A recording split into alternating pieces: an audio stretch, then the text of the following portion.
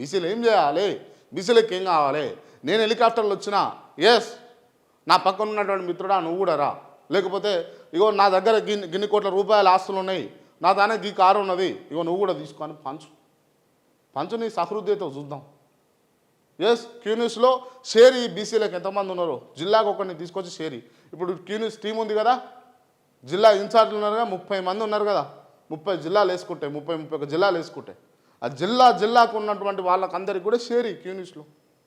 Yes 10% 20% share ఇవ్వు, దాంట్లో వచ్చే రెవెన్యూ వాళ్ళకు కూడా ఇవ్వు, ఎదుగుతారు కదా. ఇదొక అంశం.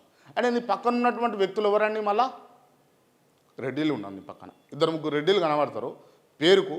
సరే మళ్ళా అంటే నేను ఏంటంటే ఇప్పుడు నేను కూడా ఏం రెడ్డిలకు అగనెస్ట్గా మాట్లాడట్లే, కానీ రెడ్డిలకు అగనెస్ట్గా మాట్లాడుతూ నీ పంచన రెడ్డిలనే పెట్టుకున్నావు మళ్ళా.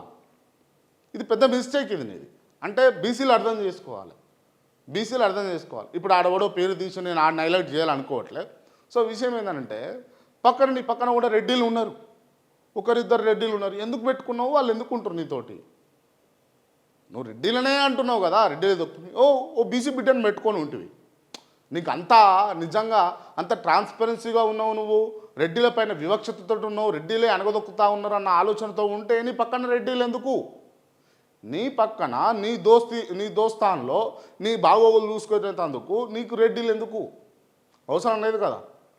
ఈ ఆఫీస్కి కూడా పంపించను, అది వేరే విషయం. ఎందుకు అవసరం లేదు. ఓ బీసీ బిడ్డను పెట్టుకో, ఓ గౌడ బిడ్డను పెట్టుకో, ఓ యాదవ బిడ్డను పెట్టుకో, ఓ రజక బిడ్డను పెట్టుకో, ఓ కమ్మరి బిడ్డను పెట్టుకో. అంటే నువ్వు చెప్పేది ఒకటి చేసేది ఒకటి అని అన్నది ప్రజలకు అర్థం కావడం కోసం అన్న అంశాలు కూడా.